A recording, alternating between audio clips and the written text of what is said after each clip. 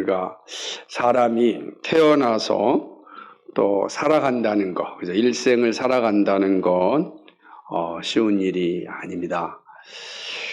오늘 어떤 목사님이 이제 초청을 해서 같이 점심을 먹고 있는데 그 목사님의 어머니와 아버님이 이제 나오셔서 인사를 하고 이렇게 돌아다니시는데 보니까 목사님 나이가 저보다 한참 많으시거든요. 근데 그 아버님 어머니도 건강하신 거예요. 그래서 어떻게 되는지 궁금해서 이렇게 나이를 물어봤는데 90이시다. 야, 그러니까 우리가 태어나서 90까지 산다는 거 대단한 일 아니겠습니까? 일생이라는 게 그런 거죠. 우리가 유명한 그 소설 중에 하나가 여자의 일생이라고 하는 책이 있는데 여자의 일생이 이 제목만 봐도 신나고 즐겁고 행복하고다 이렇게 느껴지지 않잖아요, 그죠? 이 말에도 벌써 다른 어떤 뉘앙스가 이게 느껴지는 것을 이제 보게 되는 것입니다. 여자의 일생, 우리의 삶의 일생이라는 게 그 아주 행복하고 즐겁고 그런 모습만 있는 건 아닌 것이죠. 그래서 야곱 같은 사람이 자신의 생을 말하기를 험악한 삶이었다라고 표현하고 있지 않습니까? 인생 살아보시면서 아직 살아갈 사람도 많지만 험악한 삶이라는 게 참 합당한 것 같아요. 우리는 이제 6.25를 겪지 않았잖아요. 근데 우리 6.25를 겪으신 분들은 정말 험악한 시간을 보낸 겁니다. 전쟁이란 참혹한 시간 가운데 가족과 헤어져야 되는 시간들, 마음껏 자유롭게 돌아다닐 수 없는 순간들, 이게 얼마나 험악한 시간이겠습니까? 인생이 이렇게 험악한 이유가 있습니다. 그것은 이 땅이 부패하였고 인간이 죄로 가득 찬 존재이기 때문에 그렇습니다. 부패한 세상에 죄인이 살아가니 그 세상이 행복하고 편하고 아름답겠습니까? 그러지 못하죠. 왜 우리가 하나님의 나라를 소망합니까? 그 나라에는 눈물이 없다 그러지 않습니까? 더 이상 눈에서 눈물이 없다. 슬픔의 눈물이 없는 거죠. 고통의 눈물이 없는 거죠. 아픔의 눈물이 없는 그런 모습입니다. 기쁨과 즐거움과 환희가 가득 찬 나라, 우리가 소망하며 살아가는 이유가 여기에 있습니다. 하지만 우리가 이 땅에 사는 날 동안은 참 눈물이 마를 날이 없죠. 늘 눈물이 이제 나타나는 거죠. 참 여러 가지 삶의 환경들을 돌이켜보면 참 힘들게 살아가지 않습니까? 우리 아이들 공부하느라고 힘들고, 청년들 취업하느라고 힘들고, 자녀를 좀 키워놨더니 이제 결혼시키려니까 힘들고, 결혼 다 시켜놨더니 이제 몸이 아프니까 힘들고, 인생이 이렇게 쭉 돌이켜보면, 이제 좀 쉬고, 좀 여행 좀 다녀볼까, 그랬더니 이제 관절염이 생겨서 걷지도 못하고, 그런 삶이 우리가 평범하게 볼 수 있는 그런 모습이 아닌가 생각해 봅니다. 우리만 그런 건 아닌 것 같습니다. 다니엘과 미사엘, 하사랴는 이 하나냐, 미사엘, 하사랴, 다니엘 이 네 친구들은 10대 때부터 참 험악한 삶을 시작했습니다. 10대 때 강제적으로 부모와 헤어져야 되는 거죠. 나라에서 떠나야 되는 겁니다. 그리고 정말로 아무것도 보이지 않는 땅으로 잡혀갖고 거기서 살아야 되는 겁니다. 자신의 미래가 어떻게 될지 도대체 가늠할 수가 없는 거죠. 우리가 이 땅에 예루살렘에서 살면은 너무더라 기족이고 또는 어떤 기반이 있으니까 내가 이렇게 조금만 하면은 예루살렘에서 나의 삶은 이렇게 가능할 거다라고 생각이라도 할 수 있는데 바벨론에서의 삶이라는 건 도대체 가늠할 수가 없는 거죠. 앞으로 나의 미래가 어떻게 될 것인지 참으로 두려울 수밖에 없는 그런 삶이 사실은 이제 다니엘과 네 친구들에게 이제 주어졌다라고 할 수가 있었습니다. 하지만 놀라운 것은 우리가 살펴보았던 것처럼 이 내 친구들은 우리가 생각하는 우려와는 다르게 아주 담대하게 자신이 마주하는 세상 앞에 당당하게 서서 살아가는 것을 볼 수 있습니다. 이 10대의 친구들이 우리가 생각할 때는 참 암담하잖아요. 우리의 시각으로 보며. 그런데 우리가 이 말씀을 보며 이 친구들은 정말 당당한 거예요. 오히려 그 안에서 당당하게 자신의 삶을 살아가고 있는 것을 이제 보게 되는 것입니다. 이들의 모습 가운데 상황을 탓하지 않습니다. 이들의 모습 가운데 왜 이랬는지 부모 탓하지 않고 우리나라 말처럼 조상 탓하지 않고 그런 탓하는 모습이 없어요. 오히려 이 내 친구들의 모습에서는 당당함만이 나타난단 말이에요. 이런 당당함이 어디서 왔는가? 우리는 궁금하지 않을 수 없죠. 이 내 친구, 이 10대의 이 내 친구들이 이렇게 당당할 수 있는 힘의 근원은 무엇인가 생각해 볼 수 있는 것입니다. 그래서 저는 오늘 사실은 좀 말씀을 준비하면서 제목을 좀 바꿨습니다. 세상을 살아가는 능력의 원천이라는 제목으로 좀 생각해 보고자 합니다. 이들에게 있어서 이러한 이 세상 앞에서 당당하게 살아갈 수 있는 그런 능력은 어디에 있었는가라는 것이죠. 그들은 왕의 제안 앞에 담대하게 거절을 하죠. 우리는 저 왕의 음식 먹지 않겠다. 포도주 먹지 않겠다. 우리 채식만 먹겠다. 그 채식만 먹어도 왕의 음식을 먹는 사람들과는 우리는 다를 것이다 라고 이야기하는 겁니다. 왕의 음식은 이미 말씀드렸듯이 우상에게 드린 음식이니까 그리고 우리의 몸을 더럽히는 것이라 먹지 않겠다 이야기합니다. 이제 그리스도가 오셔서 율법을 완성하기 전까지는 이 구약 백성들은 율법에 얽매여 살아야 했습니다. 그러니까 우상에 드린 제물 을 먹으면 안 되는 거죠. 그러나 우리는 우리는 우상에 드린 제물 자체 아무 의미가 없어요. 그죠? 여러분 우상에 드린 사과와 시장에서 파는 사과가 같은 사과입니까? 다른 사과입니까? 같은 사과죠. 그죠? 사과는 다 먹으면 돼요. 사과는 사과죠.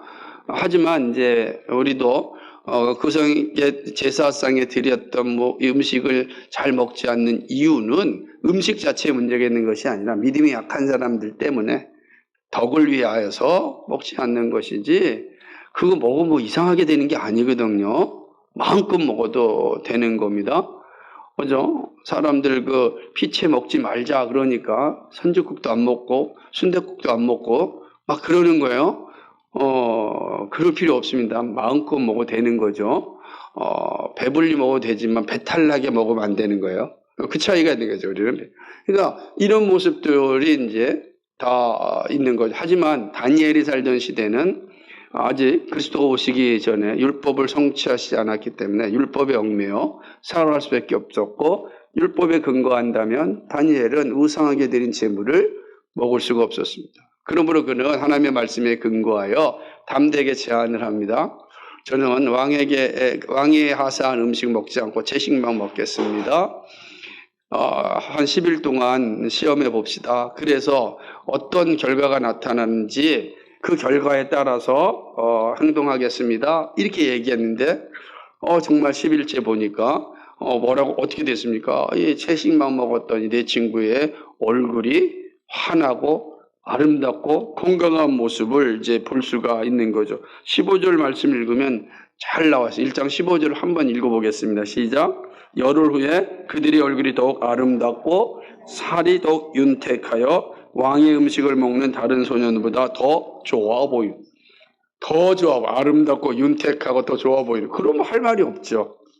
그래서 그 다음부터 몇 년 동안, 3년 동안 이제 우상에게 드린 음식을 먹지 않고 하나님이 자연 가운데 주신 음식, 채식을 이제 먹게 되는 겁니다. 그러니까 이 모든 것 가운데 이 내 친구의 모습은 당당한 거예요. 이게 과연 이 10대라는 것을 밝히지 않는다면, 소년이라는 걸 밝히지 않는다면, 난 70, 80된 아주 믿음이 장성한 분의 모습처럼 이렇게 보이는데 그러지 않아요. 적어도 이런 모습들이 보는 것을 이제 보게 되는 것입니다.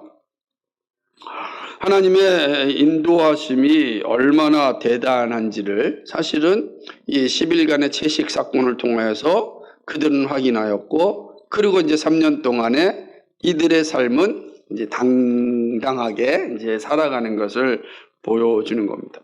그러니까 하나님의 인도하심은 단지 10일에 끝나지 않았죠.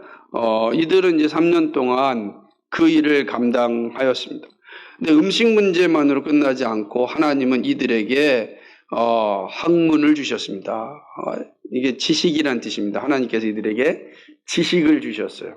그러니까 채식을 주시고 건강하게 할 뿐만 아니라 이제 지적인 능력도 하나님이 선물로 주시는데, 오늘 본문에 보니까 하나님이 내 손에게 학문을 주시고 17절에 내가 학문이라는 게 지식을 주셔서 깨닫게 하는, 어떤 지식입니까?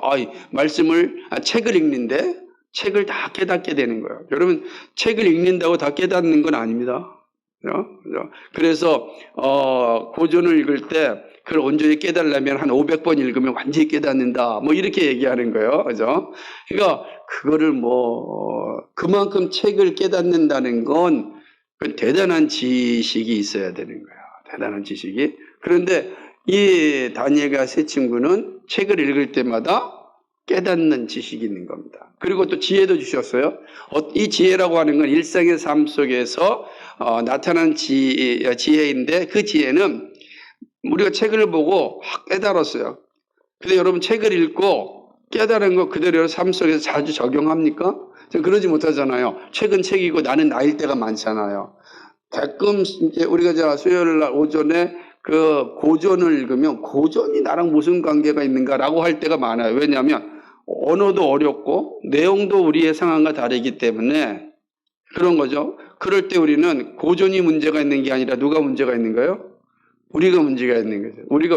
우리가 지식도 부족하고 지혜도 부족한 거지 책이 문제가 있는 게 아니라고요. 그러니까 그런데 이 네 친구들은 하나님께서 뭘 주셨어요? 책을 깨닫는 이런 능력을 주셨단 말이에요.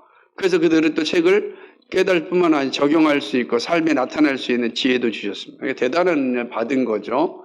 뿐만 아니라 꿈과 환상, 꿈과 그다음에 여기서 이제 환상이라고 하는데 이게 비전이죠. 뭐 마찬가지죠. 우리가 환상과 꿈을 다 알 수 있는, 환상과 꿈을 알 수 있는 능력을 주신 겁니다.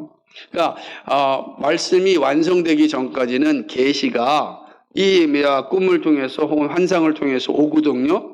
근데 꿈과 계시가 올 때에 그거를 깨달을 수 있는 능력이 아무에게 있는 것이 아닙니다. 그 계시를 깨달을 수 있는 지혜가 필요한데 그 지혜를 누가 주셨어요?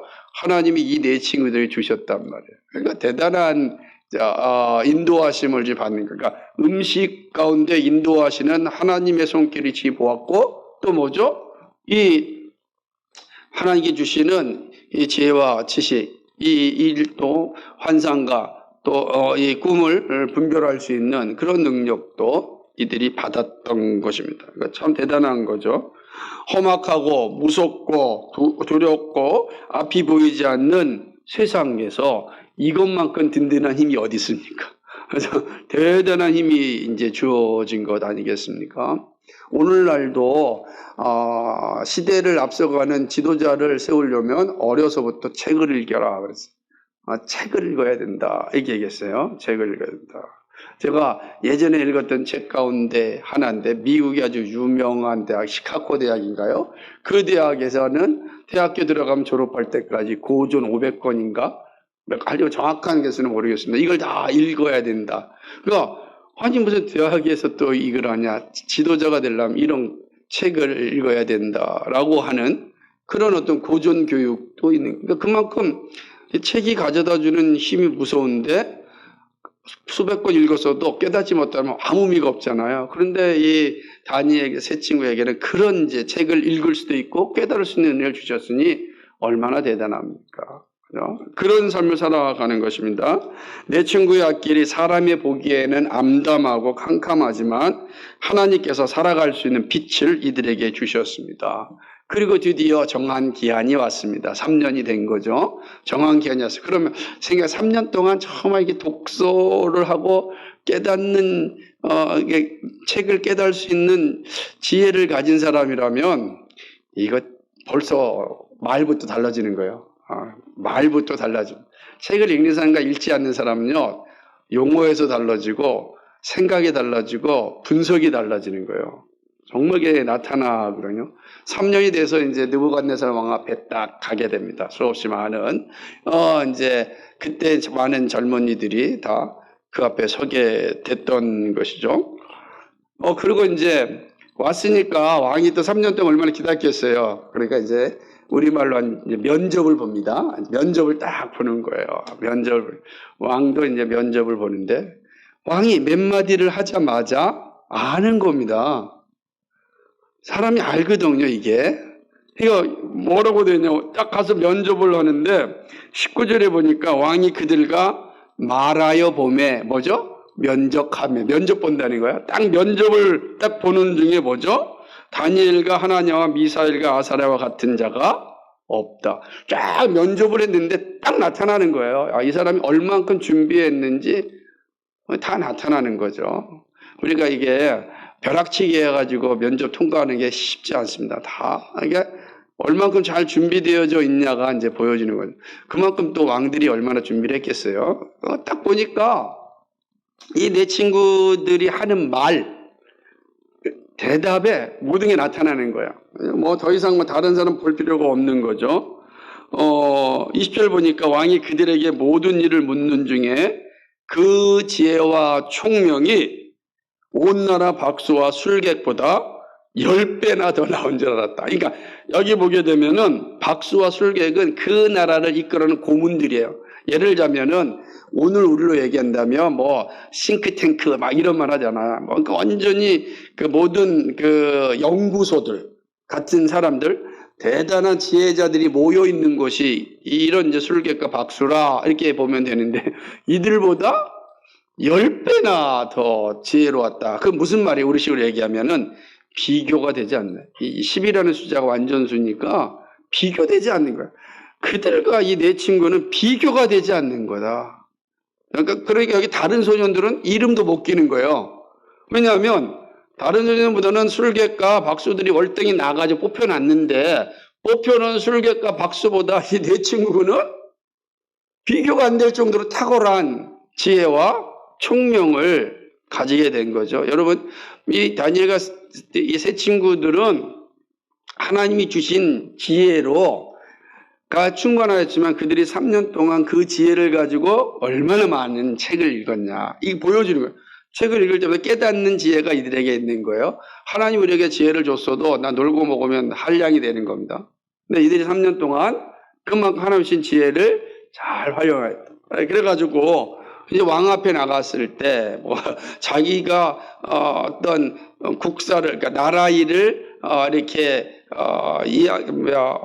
조언을 얻고, 또, 여러 가지 이제 물어보고, 이런 그런 조언자들보다, 이 10대의 이들이 10배나 더 지혜롭게 보였으니, 왕 기가 막히지 않았겠습니까? 왕 입장에서 볼 때는, 또 한쪽으로는 내가 진짜 대단한 보물을 얻었다. 보물을 찾았다라고 막 흥분되지 않았겠습니까?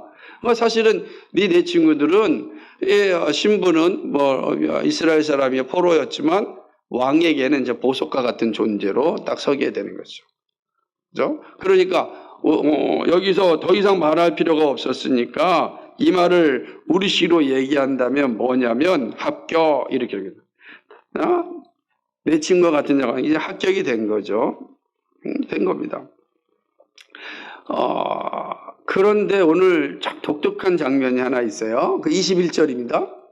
한번 읽어볼까요? 시작. 다니엘은 고레스 왕 원년까지 있습니다. 이렇게 얘기하거든요. 그죠? 대단한 이 친구들의 이야기를 설명해 놓고 21절에서 갑자기 다니엘은 고레스 왕 원년까지 있었다. 고레스 왕이 누구예요? 페르시아 왕이란 말이에요. 아레스. 그러니까 지금 이 얘기는 언제 얘기해요? 느부갓네살 얘기해요. 느부갓네살. 몇 년 차이? 고레스 왕 원년과 느부갓네살의 차이가 몇 년 차예요? 70년. 그러니까 요 한 구절에 지금 70년이 있는 거예요. 무슨 말이죠? 10대에 잡혀온 이 다니엘이 70년 동안 살아 있었습니다. 그러면 그 말 하나에서도 70년 동안 다니엘이 살아있었는데 앞에 보니까 그 땅의 술객과 박수보다 지혜가 10배나 좋아요? 그러면 어떻게 지냈다는 거예요? 그 70년을. 정말로 하나님의 인도하신 따라 고위공직자로서 삶의 문제가 없이 지냈다. 고레스 원년까지 하나님이 약속하신. 왜냐하면 우리가 알다시피 다니엘이 주전 606년에 이제 뭐더라 포로로 잡혀왔단 말이에요. 근데 고레스 원년이 주전 BC 536년이라면 70년을 살았어요. 그리고 더 삽니다. 그래서 우리가 나중에 보면은 한번 다니엘서 10장 1절 한번 볼까요? 10장 1절에 좀 더 사는 모습을 보여줍니다. 다시 읽을까요? 시작. 바레스 왕 고레스 제3년에, 그러니까 고레스 원년까지 살았을 뿐만 아니라 더 살았던 거예요. 그죠? 3년 더 살았던 거예요. 이게 대단한 거예요. 그러니까 10대 때 자기 앞이 아무것도 보이지 않는 그런 삶으로 딱 떨어진 겁니다. 예루살렘에서 자기 부모와 함께 딱 외지에 떨어진 건데 단순한 외지가 아니라 이거는 포로이 된 거예요. 만약이란 단어는 없지만은 이들이 왕의 마음에 들지 않았다. 그래서 왕이 생각한 만큼의 준비가 되지 않았다. 그러면 고레스 원년까지 살아갈 수 있었을까요? 이런 질문 던져볼 수 있잖아요. 왜냐하면 여기는 지금 같이 온 소년들의 이야기가 없어요. 없거든요. 고레스 원년까지 살았다. 이 말은 하나님이 다니엘과 함께 하셨다라는 것을 보여준 겁니다. 그럼 예를 들자면 채식 그리고 지혜, 이게 몇 년 동안 지속됐다는 뜻이에요? 그죠? 그러니까 우상에게 드린 제물을 먹지 않고도 건강하게 살았던 다니엘. 그죠? 예를 들자면은 바벨론의 지식과 지혜를 통달한 다니엘. 몇 년 동안요?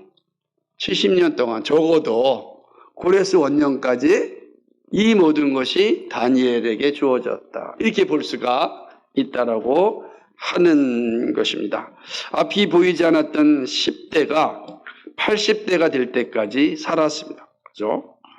사실은 다니엘이 70년을 온전히 살았다는 그 자체만으로도 참으로 위로가 되고 도전이 됩니다. 여러분, 험악한 삶이잖아요. 그럼 이 다니엘이 우리가 앞에 살펴보겠지만은 바벨론의 삶이 평안하고 즐겁고 행복한 삶으로 70년을 살았습니까? 그러지 않잖아요. 험악한 삶을 살잖아요. 험악한 삶을 삽니다. 험악한 삶을 살았어요. 그런데도 불구하고 고레스 원년까지 살았다. 무슨 말이에요? 그러니까 그 의미를 생각하라는 거예요. 그러니까 그냥 마음껏 신나게 즐겁게 살았다는 것이 아니라 어렵고 힘든 상황이었는데 70년을 하나님 지켜주셨다라고 하는 겁니다. 인도하심을 받고 살았다라고 하는 거죠. 다니엘이 고레스 원년까지 살았다는 말씀은 참 하는 게 도전이 주는데, 저는 이 말씀을 보면서 이제 생각한 겁니다. 야, 이 험악한 세상을 살아가는 능력의 원천이 어디에 있는가 질문 던질 수 있고, 다니엘을 통해서 야, 정말 험악한 세상을 살아갈 수 있는 능력의 원천이 여기에 있구나 하는 것을 이제 볼 수가 있었습니다. 그러니까 아마 하나님께서 이 말씀을 통해서 우리에게 동일한 교훈을 주시고자 한다고 생각합니다. 우리 역시 험악한 세상을 살아가죠. 각자가 다르겠지만 우리의 삶 자체가 타락한 세상에서 죄인으로 살아간다는 게 쉽지가 않습니다. 주님 오시는 그날까지 수많은 유혹과 어려움과 환난과 고통과 아픔과 온갖 질병 속에 살잖아요. 죄의 결과가 질병 아닙니까? 그죠? 그러니까 그런 세상 가운데 우리가 살아가야 되는 현실입니다. 이때 이런 현실 가운데 당당하게 살아낼 수 있는 능력의 원천이 어디 있는가? 이 세상에서 하나님의 사람으로서 이 험악한 삶을 이기고 정말 주님 앞에 서는 그 영광의 힘은, 능력은 어디에 있는가? 아마 오늘 저는 이 다니엘과 세 친구의 모습에서 배울 수 있다 생각을 합니다. 다니엘과 세 친구가 이렇게 귀한 삶을 살 수 있었던 건 한 가지죠. 바로 하나님의 은혜이죠. 다른 방법이 없다. 하나님 은혜. 하나님께 채식만 먹었는데도 다른 사람들 얼굴이 더 아름답게 만들었고 살이 토실토실해요. 아니 어떻게 그 단백질도 먹지 않았는데 이렇게 토실토실할까? 그죠? 하나는 은혜죠. 하나님께서 다양한 은혜로 베풀어 주셨죠. 왜냐하면 채식으로 먹는 것 안에도 단백질이 다 있으니까 아마 그때도 콩 같은 것도 많이 먹었을 겁니다. 그죠? 그러니까 하나님께서 사람들은 이 육식을 먹으면 단기간에 막 힘이 생기고 뭐 근육이 생기고 좋아지니까 눈에 딱 보이죠. 그냥 채식은 그렇게 보이지 않으니까 사람들 입장에서는 육식이 중요하다라고 생각하였고 그게 이제 다니엘과 세 친구에 적용되었지만 하나님은 그러지 않아요. 10일 안에 이 모습을 보여줬고 3년 동안 그 길을 걸었고 70년 동안 하나님께서 인도하셨다는 겁니다. 여러분 이게 10일은 3년은 70년을 전제하는 거예요. 그렇게 살았다라고 하는 모습을 보여주는 겁니다. 그러니까 이 모든 게 하나님의 은혜입니다. 그러니까 지혜와 지식을 주시는 하나님의 은혜가 정말로 이 험악한 삶을 살아갈 수 있는 능력의 원천이었다라고 할 수 있는 거죠. 하나님은 믿음으로 당당하게 세상을 살아가는 이들에게 아주 든든한 버팀목이 되었습니다. 하나님의 참 놀라운 은혜가 이 네 친구와 함께 하였던 것입니다. 그러므로 우리의 눈으로, 세상의 눈으로, 일반적인 눈으로 볼 때는 고난의 시간이 영적인 삶의 눈으로 볼 땐 이들에게 영광의 시간이 되었다는 것. 고난의 시간이었지만 이들에게는 영광의 시간이었음을 이제 보게 되는 것입니다. 이 모든 것이 참으로 하나님의 은혜입니다. 근데 생각해 보겠죠? 그러면 구체적으로 이들에게 임한 하나님의 은혜는 무엇일까? 어떤 은혜가 이들에게 임하여서 이들이 이러한 아름다운 삶을 살 수가 있었는가? 생각해 보고자 합니다.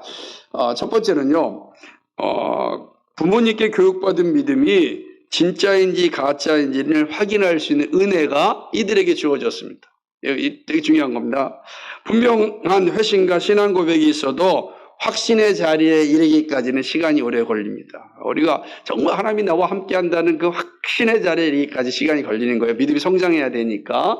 그런 거죠. 예수 믿습니다 하지만은 또 당장 전 예수님이 나의 죄를 위하여 죽으셨고 예수 믿으면 구원받음을 믿습니다. 그런 사람한테 지금 당장 죽어도 천국 갈 수 있다고 생각합니까? 그러면 멈칫하죠. 아직은 아닌 것 같은데.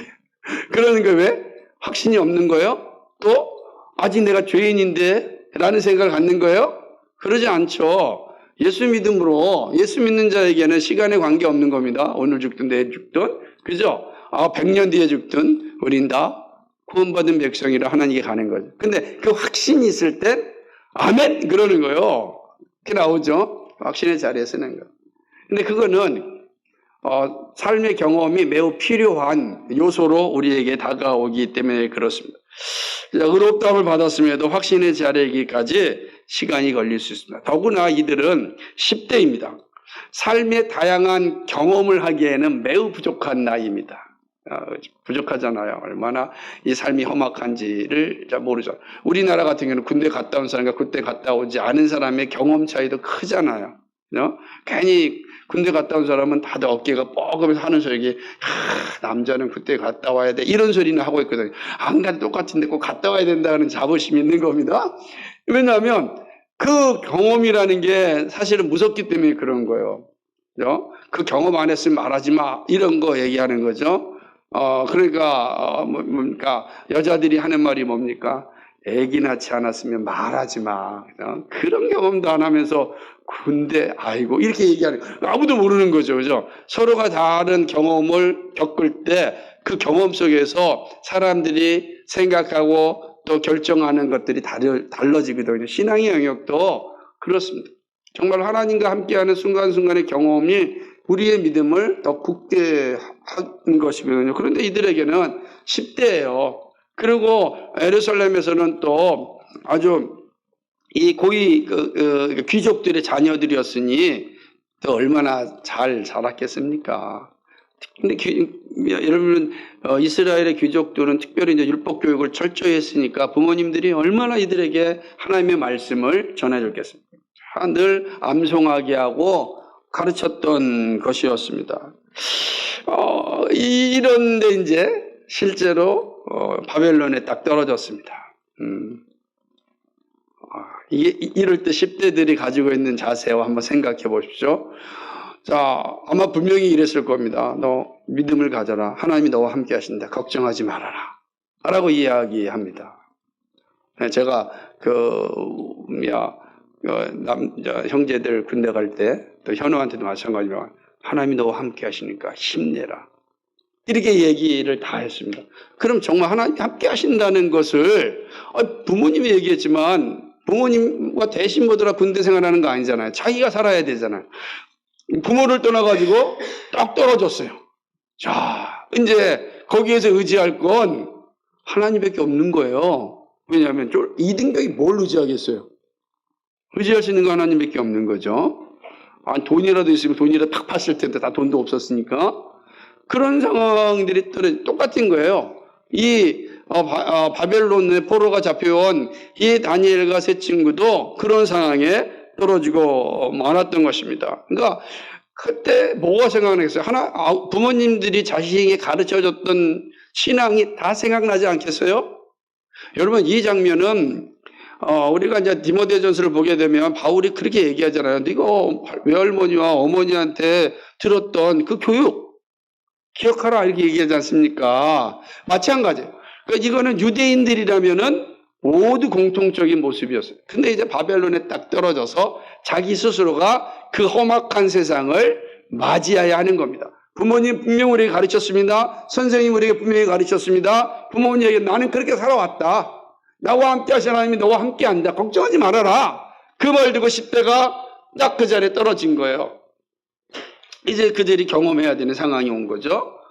자, 우리 부모님이 나에게 가르쳐줬던 것처럼, 믿음의 선배들이 가르쳐줬던 것처럼, 그리고 내가 믿음으로 고백했던 그 하나님 앞에 서서 고백해야 되는 겁니다.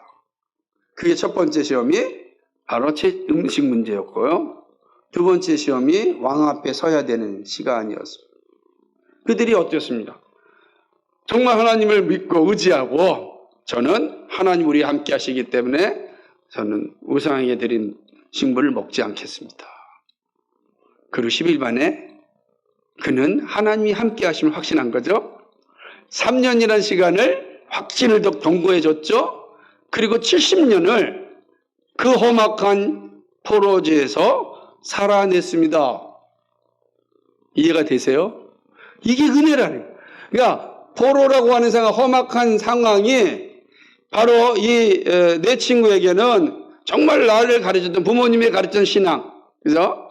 왜냐면 특별히 유대인들은 이 모든 교육이 부모로부터 시작되거든요. 우리도 요즘 유대인들의 교육 가운데 하나가 밥상머리 교육이라 뭐 이런 책도 나온단 말이에요. 그 부모님들이 가르쳤던 그 믿음, 그리고 선생님들이 가르쳐줬던 그 믿음, 그것이 바벨론이라는 현장에서 실제화된 겁니다. 사실이구나. 그게 사실이라면 일생을 살아갈 수 있는 거죠. 살아가는 겁니다. 그 모습을 니들이 깨달은 거죠. 그래서 그런 측면에서 우리가 이 사실을 다니엘과 세 친구를 통해서 보았고 배웠다고 한다면 예수 믿는 우리들이 할 일이 뭡니까? 정말 예수님을 확신하고 믿음의 분명한 신앙을 가진 앞선 세대들이 할 일이 뭐겠습니까? 내가 만난 예수 그리스도를 끊임없이 전하는 겁니다. 끊임없이 전하는 겁니다. 여러분, 우리가 이 땅에 살고 우리의 삶이 끝나고서 남은 다음 세대 생각해보세요. 여러분의 앞선 세대, 부모님 세대가 저와 같은 세대를 남겨줬는가?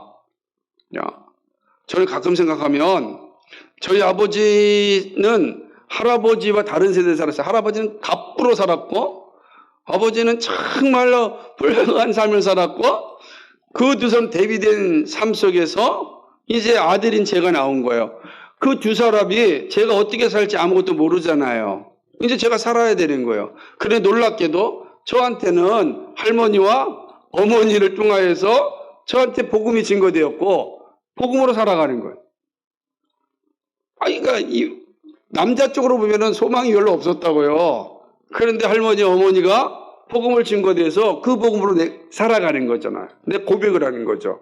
마찬가지입니다. 우리가 이 땅에 살고 우리의 하나님 앞에 갔을 때 남은 자녀들을 생각해 보십시오. 그분들이 그 사람이 어떻게 살지 우리 몰라요. 그러나 확신할 수 있는 건 뭐죠? 그 자녀들이 이제 부모가 없이 단독적으로 이 세상 앞에 살아야 됩니다. 나이가 먹든 안 먹든 부모가 없어지면 다 혼자 서는 거예요. 그 설 때 그들이 앞으로 보이는 세상을 어떻게 살아갈 것인가. 부모님이 있을 때는 그래도 의지라도 하고 땡깡이라도 부르고 그랬는데 이제 아무도 없는 거예요. 그때 그들이 어떻게 살아갈 것인가. 믿음으로 살 것인지 아니면 늘 두렵고 두려운 마음으로 무서운 마음으로 살아갈 것인지 우리는 모르잖아요. 그래서 우리가 뭐 해야 돼요? 저들이 믿음으로 살 수 있도록 끊임없이 우리의 이 믿음을 전수해야 되는 겁니다. 그리고 그들은 아마 살아있을 때 이 다니엘과 세 친구처럼 결정할 겁니다. 정말 우리 엄마와 그리고 선생님들이 가르쳐준 신앙이 진짜인지 아닌지를 하는. 여러분 그러지 않았어요? 저는 그랬어요. 정말로 우리 할머니 어머니 가르쳤던 신앙이 진짜인가? 제가 항상 한번 그런 얘기 한 적 있지 않습니까? 저희 할머니가 얘기하기를 야 걱정하지 말아라. 지금 너희 친구들이 그러니까 뭐 사촌이죠. 친구들이 다 세상에서 잘 나간다 할지라도 다 네 앞에 무릎 꿇을 날이 올 것이다. 이게 말이 됩니까? 비교가 안 되는 죠. 지금도 뭐 세상적으로 가장 좋은데 무릎 꿇을 날이 그게 무슨 의미일까? 그런데 가족 예배 다 드릴 때 제가 축도하니까 다 무릎 꿇잖아. 저는요 그게 아무것도 아닌 것 같은데 할머니의 그 가르침이 정말 충격적으로 다가왔어요. 그러니까 부럽지도 않고요. 부러운 게 별로 없어요. 참 우리 아이들한테는 좀 미안하지만 부러운 게 없는 거야, 돈에 대해서. 하나님이 인도하시는, 하나님이 이렇게 이끌어 가시는구나.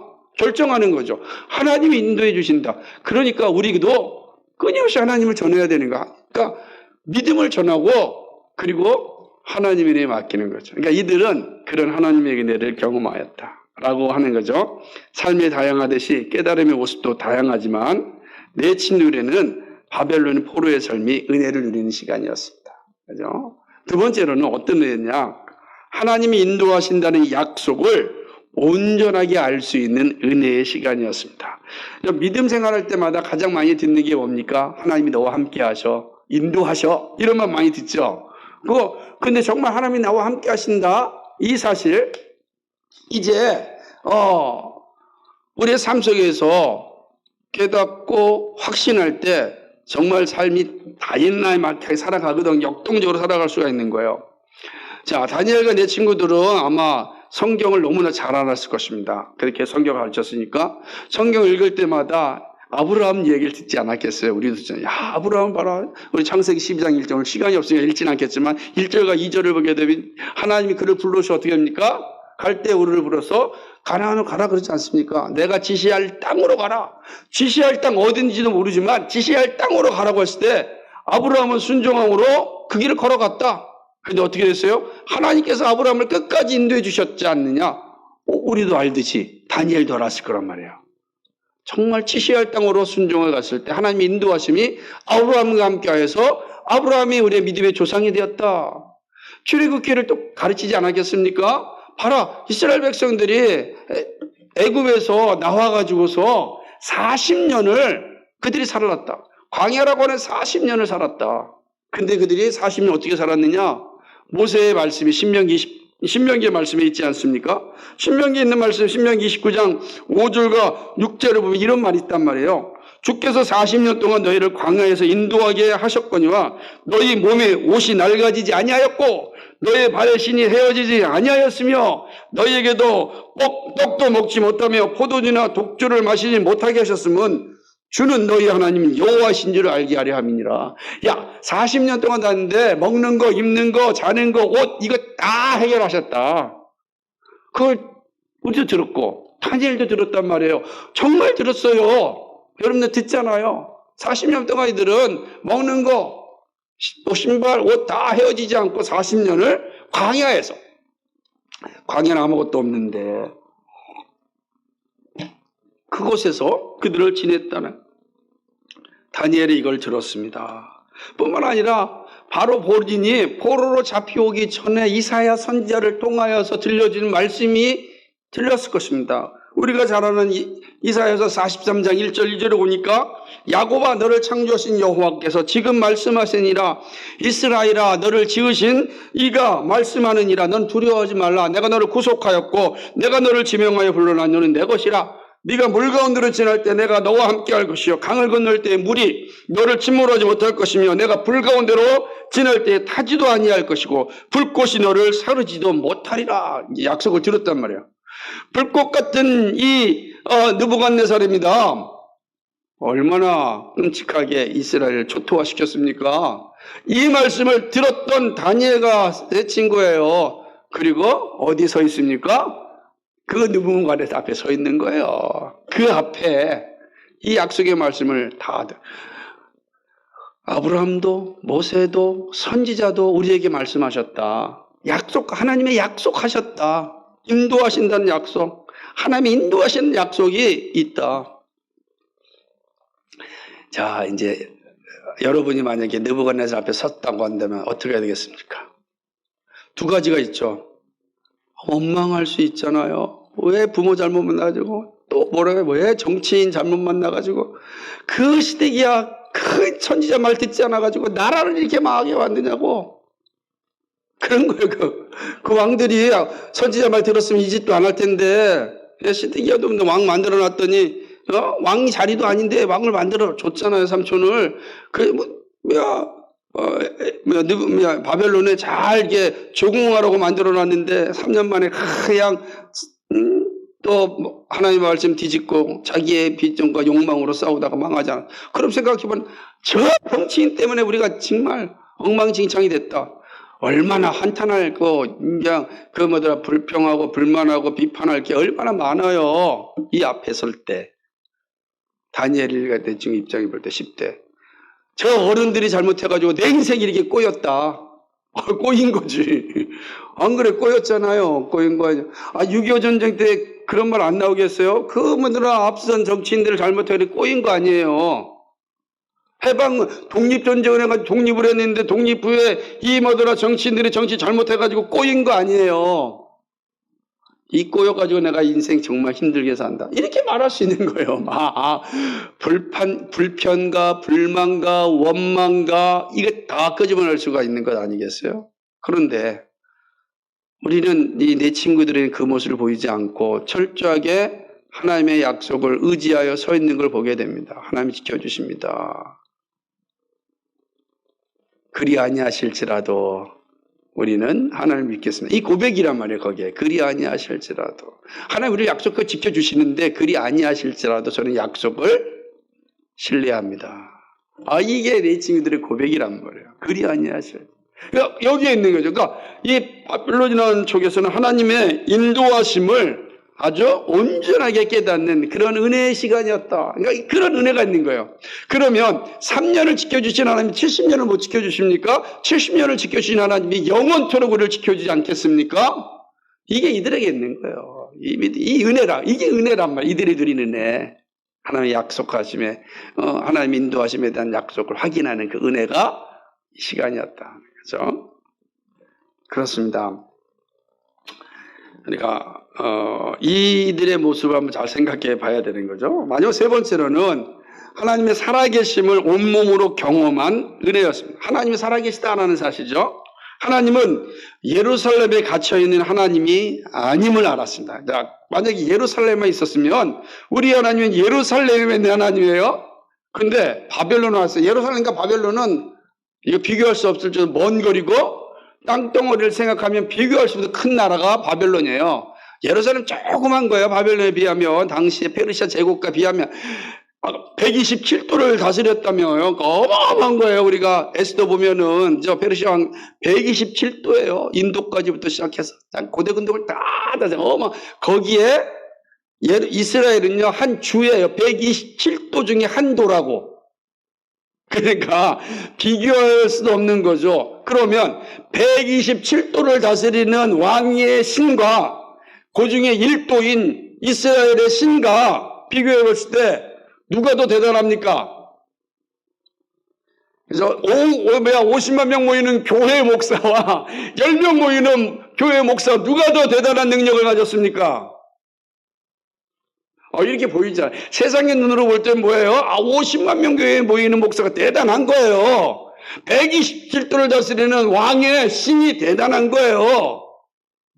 그러면 주눅 들잖아요. 조그만 도에서 살다가 거기 딱 왕 앞에 섰을 때 거기 박수와 술객들 딱 그들의 뭐예요? 그 신들을 섬기는 자들 아니에요. 그들 앞에 서 있는 거예요. 박수와 술객들 앞에 내친구가 서 있는 거예요. 127도나 다스리는, 물론 이제 페르시아 때가 더 컸지만은 바사 페르시아. 그러나 그런 순간 앞에 서 있는 거죠. 근데 거기 누가 계셨어요? 하나님이 계세요. 여러분, 바벨론에 하나님이 계신 거예요. 하나님이 예루살렘의 하나님을 끝나는 것이 아니라 열방의 하나님이시다. 살아계신 하나님이시다. 살아계신 하나님을 이들이 만나는 은혜가 이 자리라고요. 이 은혜가 살아계신 하나님이에요. 살아계신 하나님. 예루살렘에 갇혀있는 하나님이 아니라 온 열방을 다스리는 하나님. 그래서 깨닫게 되는 거예요. 왜 이 하나님께서 우리를 이곳으로 보내게 하셨는가? 우리가 하나님 앞에 바르게 살지 못했기 때문에 하나님의 공의가 우리에게 임하였고 다시금 우리를 바르게 회복시켜서 하나님의 나라를 완성하기 위하여 훈련시켰구나. 훈련의 장소예요, 바벨론이. 70년 동안 이스라엘 백성은 처절하게 훈련받는 겁니다. 훈련의 장소죠. 그리고 그 가운데서 훈련을 잘 받은 이들, 끊임없이 바벨론 세상 속에 살지만 세상에 속하지 않은 사람이 다시금 70년 뒤에 돌아오잖아요. 느헤미야나 에스라를 통하여서. 거기에 사독 계열의 제사장들이요, 바벨론에 있으면서도 우상에게 절하지 않고 온전히 신앙을 지켰던 그 사독 계열의 제사장들이 다시금 돌아오잖아요. 그래서 우리가 봤던 느헤미야 시대 때 성전을 짓고 성벽을 짓고 제단을 다시 회복하잖아요. 그리고 오실 예수 그리스도를 준비하지 않습니까? 70년이 그러면 하나님이 살아계시고 이게 은혜랍니다. 그러니까 아마 이제 보십시오. 이 다니엘과 세 친구가 바벨론이라고 하는 험악한 세상 가운데서 그들이 그 세상에서 주눅들지 않고 믿음으로 살아갈 수 있었던 건 이런 하나님의 은혜가 그들에게 임하였기 때문에 자신이 배운 것이 사실이구나, 이걸 깨닫는 은혜가 있었습니다. 또 뭡니까? 하나님이 우리에게 주셨던 약속이 사실이구나 하는 걸 확인했습니다. 또 먼저 마지막으로 이런 모습 가지고 있는 거죠. 하나님은 살아계신 하나님의 열방의 하나님이구나, 이 사실을 그 현장에서 깨닫게 된 겁니다. 그러니 11을 산 이들이 3년을 70년을 그들의 인생 전체가 하나님을 의지하고 살아가는 거죠. 그런 은혜가 우리에게 주어진 겁니다. 말씀을 맺겠습니다. 여러분, 우리도 이 땅에 험악한 세상을 살아가야 됩니다. 그죠?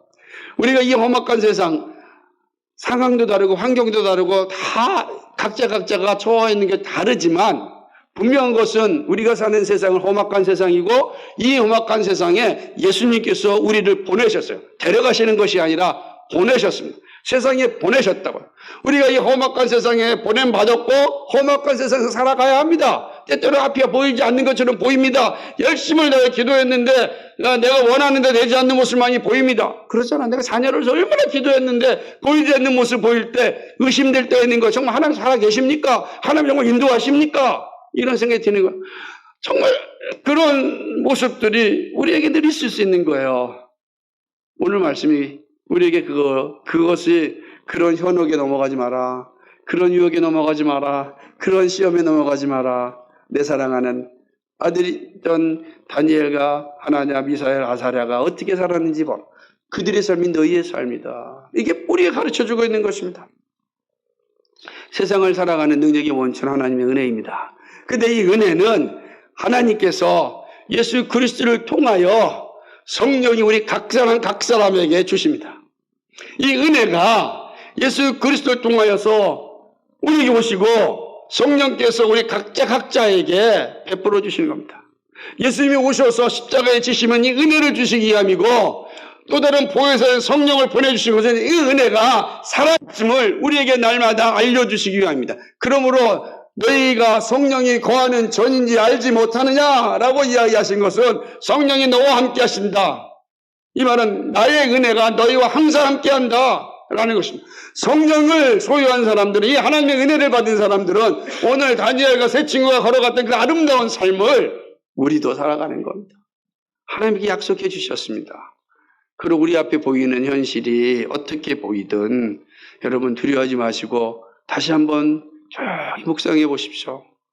그리고 다니엘과 세 친구를 인도하셨던 그 하나님, 이 10대가 그 무섭고 두렵고 정말로 앞이 아무것도 보이지 않는 그 깜깜한 곳 가운데서 조용히 묵상하고 우리 부모님이 가르쳐줬던 그 놀라운 하나님, 말씀을 통하여 배웠던 그 약속의 하나님, 그리고 살아계신 그 하나님, 그 하나님이 우리에게 주시는 그 놀라운 은혜, 그거면 살 수 있다. 다른 게 중요한 게 아니라 그거만 살 수 있어요. 사랑하는 그 하나님의 은혜를 붙잡으십시오. 그거면 살 수 있습니다. 하나님을 인도하시기 때문에 적어도 우리는 다니엘보다 나은 환경 아닙니까? 살 수 있습니다. 더군다나 그 뒤에 누가 우리와 함께 하십니까? 예수 그리스도께서, 그의 보내신 자 보혜사 성령이 우리와 함께 하십니다. 우리를 사랑하시되 끝까지 사랑하신 주님, 우리를 향하여 내가 세상을 이겼다, 걱정하지 말라라고 약속하시는 그님, 주님 오시는 그날까지 내가 너와 함께한다 라고 말씀하신 그 주님이 오늘 우리와 함께 하십니다. 그런 날마다 힘들고 어려울 때 누굴 바라보시면 됩니까? 예수 그리스도를 바라보십시오. 그의 십자가를 바라보십시오. 그러면 그 십자가에서 보내신 성령을 생각하게 될 것입니다. 우리 안에 성령이 계십니다. 그 성령과 함께 우리의 남은 생애를 끝까지 완주할 수 있기를, 그래서 하나님이 주시는 놀라운 복을 충만하게 누릴 수 있기를 주님의 이름으로 간절히 축복합니다. 거룩하시고 자비하신 아버지 하나님, 고맙고 감사합니다. 이 수요일 날 하나님 함께 모여 주의 말씀을 나누게 해주시니 고맙습니다. 이 험악한 세상을 살아갈 수 있는 능력의 원천은 하나님의 은혜입니다. 오 아버지요, 하나님의 은혜를 누릴 수 있도록 도와주옵소서. 우리 각자에게 다가오시는 그 놀라운 은혜를 기억하고 그 은혜를 붙잡고, 다니엘과 세 친구가 붙잡았던 그 은혜, 아버지 하나님, 우리에게 다가오는, 우리에게 주어지는 그 은혜를 잘 부여잡고 우리에게 남은 생애를 믿음으로 살아갈 수 있도록 인도하여 주옵소서. 감사하며 예수님 이름으로 기도하였습니다. 아멘.